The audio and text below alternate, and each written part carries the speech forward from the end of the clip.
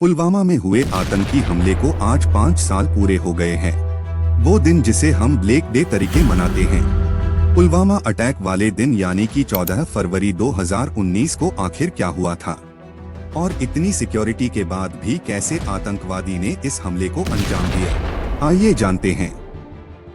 दोस्तों, पुलवामा जिले के काकापुरा तहसील में आदिल अहमद डार नाम का एक लड़का रहता था।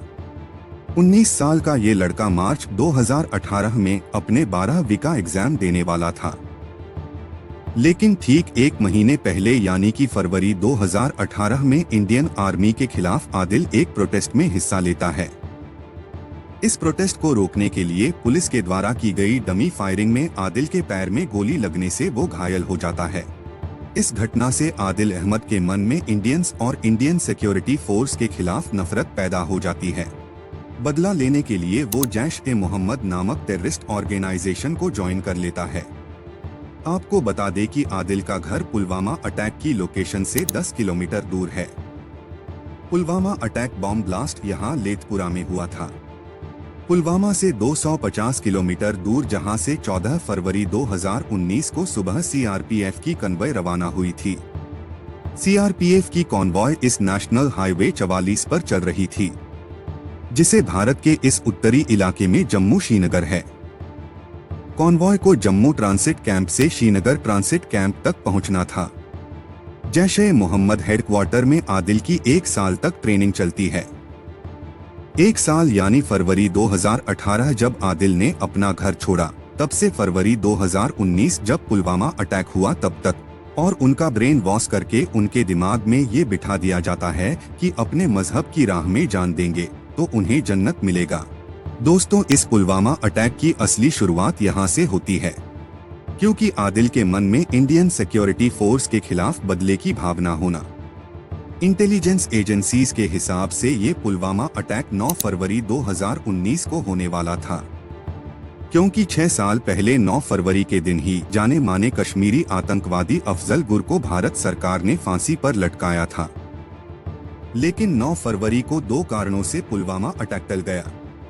पहला कारण अफजल गुरु की फांसी का दिन था, इसलिए सिक्योरिटी टाइट कर दी गई थी, और दूसरी वजह थी उन दिनों 5-6 दिनों से भारी बर्फबारी के कारण कोई भी कन्वॉय मूवमेंट नहीं हुआ था।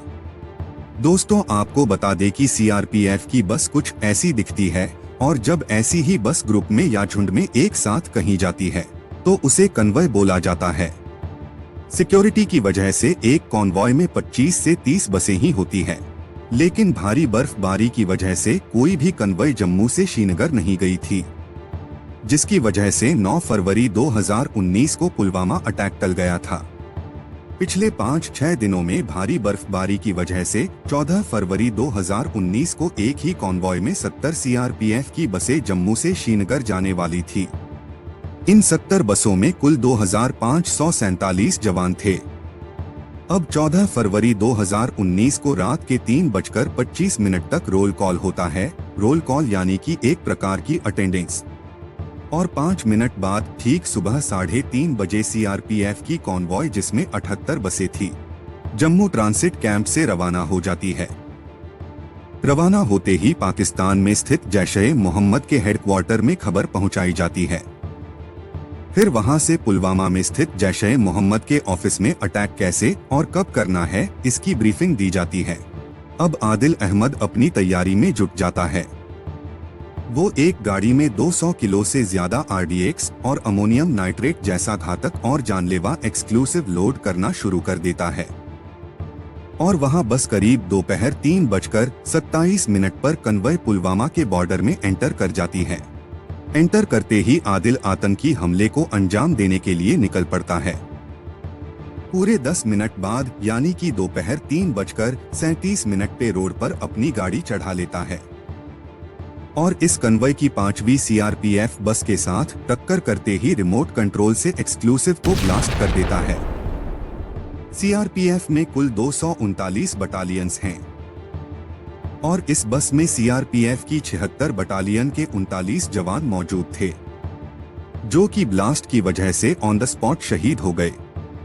धमाका इतना जोरदार था कि आसपास के घरों की खिड़कियों के शीशे भी टूट गए थे। कुल मिलाकर सीआरपीएफ के 70 जवान तो घायल हुए, जो कि चौथी और छठवीं बस में थे, और 40 सीआरपीएफ के जवान जो अपनी छुट्टी पूरी करके जम्मू ट्रांसिट कैंप से श्रीनगर ट्रांसजेंट कैंप में देश की सेवा करने जा रहे थे, वो शहीद हो गए। दोस्तों, इस घटना की सबसे पहली गलती ये थी कि 2003 से पहले ये नियम था कि जब भी इंडियन सिक्योरिटी फोर्स की कन्वॉय रवाना होगी तब रोड्स ब्लॉक कर दी जाएंगी। लेकिन 2003 में कुछ लोगों ने सवाल उठाए कि इससे सिविल जनता को परेशानी होती है, इसलिए यह नियम नहीं होना चाहिए, और 2003 के बाद सिविल जनता को कन्वॉय के साथ चलने और सीआरपीएफ की बसों के बीच में अपनी गाड़ी ले जाने की परमिशन दे दी गई। अब इस दुखद घटना की दूसरी गलती को देखें तो जब भी कन्वॉय मूवमेंट होता है तो वो एसओपी यानी कि स्टैंडर्ड ऑपरेटिंग प्रोसीजर के थ्रू होता है, जिसे आरओपी यानी कि रोड ओपनिंग पार्टी कंट्रोल करती है।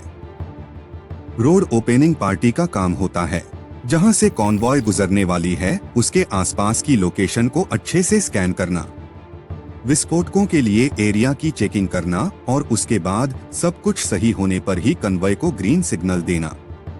लेकिन कहीं ना कहीं सिक्योरिटी एजेंसीज की लापरवाही भी रही होगी, जो सीआरपीएफ के इतने बड़े काफिले के पास तक 200 किलोग्राम विस्फोटक पहुंचाया जा सका।